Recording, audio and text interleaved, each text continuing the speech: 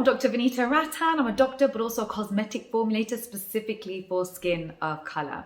So today's video is an interesting one. You've heard a lot about La Roche-Posay Effaclar, or Effaclar, I don't know how you pronounce it. And so I really wanted to investigate it. And a lot of you have asked me to do so. I was quite surprised by my findings, to be honest. And so yeah, I think it was important to make this video. As you know, none of my videos have ever been sponsored and they will never be sponsored. That's very important so that I can be completely honest about every product, which does tend to annoy brands and some influencers who do promote things that maybe are not great. The way I do this is by looking at the ingredients lists.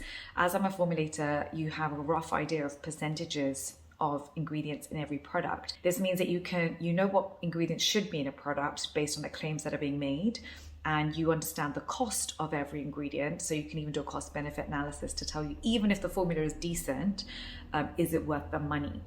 And I don't think just because there aren't many people who are able to do it and maybe are doing it, that we don't have that knowledge widely available. So that's what I try to do with this channel. So I hope you enjoyed today's video. If you do love skincare as much as I do, please do get your hands on a copy of Skin Revolution, a book that I wrote, published by HarperCollins, and you can find it on Amazon. As you know, I am in the comment section for 1 hour at the launch of every single YouTube video. So when you subscribe, make sure you hit that notification bell as well, so you know when I'm here and you can come and ask me your questions.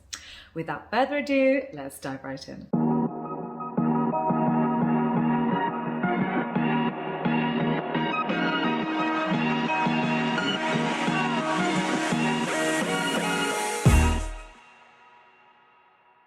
Right, starting off with the first product, this is Effaclar Duo Plus Moisturiser for oily acne-prone skin.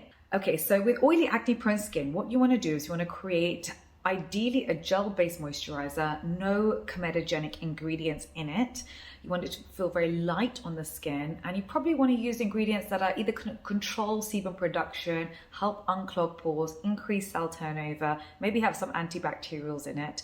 Those are sorts of ingredients you're looking for in your ideal moisturizer for oily acne-prone skin.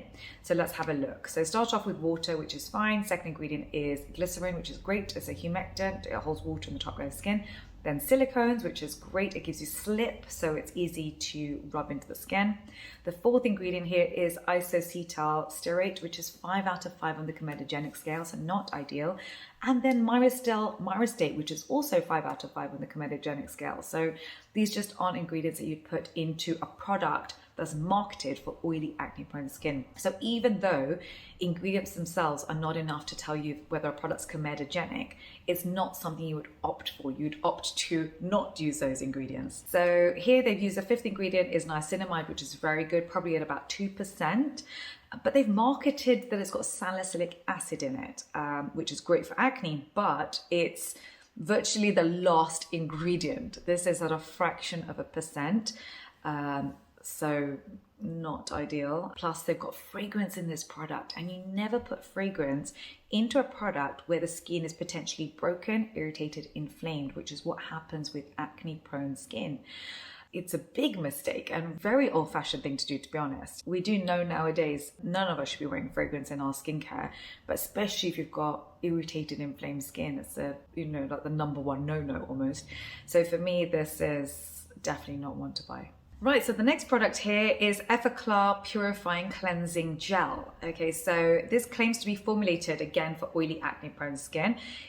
They've got this one marketing line which says 9 out of 10 dermatologists would recommend it. This survey was conducted on 249 derms who chose to attend a La Roche-Posay symposium sponsored by La Roche-Posay in July 2016. So this is a conflict of interest for me, and not really a stat they should be boasting about, because it's not independent. There's a conflict of interest, so it's not something that really should be written anywhere. Ideally, this product should contain niacinamide, salicylic acid, humectants, and anti-inflammatories, but this product contains water, surfactants, no actives, plus fragrance. It really is a disaster.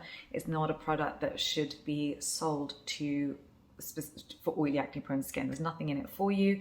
plus there are irritants in there. It literally makes no sense. The next product is their Effaclar Duo Plus SPF 30 with niacinamide. So first of all, never buy an SPF 30, opt for an SPF 50 always. The reason is the vast majority of us will not wear enough sunscreen to reach the rating on the bottle. So opt for the SPF 50 and you're really looking at 1/4 to 1/2 a teaspoon on the face. It's a chemical sunscreen, but it contains denatured alcohol and perfume. This is a mistake. The reason they've done the denatured alcohol is so that you have that quick dry feeling. It's a solvent, it evaporates quickly, but it dries the skin and it can generate free radicals in the skin, which leads to aging. And the reason a lot of us are wearing sunscreen is to prevent aging. So I wouldn't recommend this. And I understand why they've done it, because if you have oily acne prone skin, you want to feel that quick dry feeling, you know, you feel like it's working, you feel like it's matte, you feel like this is good for your skin, but it isn't. Fragrance is, you know, leads to contact dermatitis in 3 to 4% of the population, and it can happen years later. And that quick dry feeling that you get, actually what's happening is the skin gets confused and starts to overproduce sebum in response to that, which is why we tell you not to wear toners with denatured alcohol, which was all the rage 10, 20 years ago. Remember those witch hazel and denatured alcohol toners, you know, a lot of us were wearing, but actually made the situation much worse. And so again, you want to avoid denatured alcohol in your skincare. So the next product here is the Effaclar Clarifying Lotion. This is a really old-fashioned formula. This is water, denatured alcohol, plus fragrance. It really is a disaster. I've got nothing more to say on this product. Please don't buy it. It is not good for your skin. The next product they were so close with, this is Effaclar Micro Peeling Gel. It could have been great. I like it for the glycerin, the salicylic acid, and it was fragrance free, so they got that right. But then they added menthol, and I know why they did it, because menthol gives you that cooling sensation, but menthol is a skin sensitizer. And again, I don't want you to wear that on acne prone skin, which is already very sensitive. It's just not something that's good for us. It might feel like it's good for us because that's that cooling sensation because the skin is inflamed, but it's an irritant. So again, this is one to avoid. The next product is the clay mask, which is kaolin, which is good, panthenol and glycerin, which are great, but then they went and added fragrance to this clay mask product, which is a mistake. So they were again so close, but for that reason, I just wouldn't recommend it to you. The next product is the Effaclar Mal. So this is water, glycerin, silicones, which is fine. So it's hydrating and it's got great slip.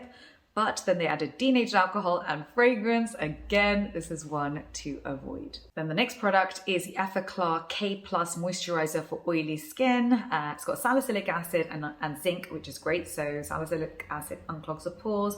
Zinc is anti-inflammatory, but it's got fragrance in it. And what's the point of adding zinc as an anti-inflammatory and then adding fragrance, which is an irritant? It doesn't make any sense. And what I don't understand about La Roche-Posay is how many people recommend this brand, how many doctors recommend this brand, but the ingredients are terrible and the formulas are old-fashioned. A lot of them can be improved. I do think that some of the newer ranges that they've done are better than this. And I will do some other videos on La Roche-Posay because they're just so popular.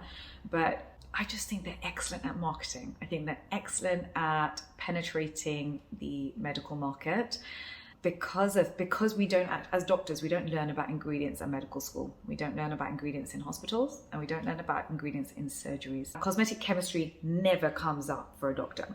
And so we're almost kind of left to the devices of a rep coming in. And if you have, you know, like a La Roche-Posay rep making an effort to come and educate you on their products, and they give you lots of free samples, you're likely to trust it and hand them out. But actually, then a self-fulfilling prophecy starts happening, and patients then start listening to the doctor because we trust our doctors, we love our doctors, and doctors are amazing.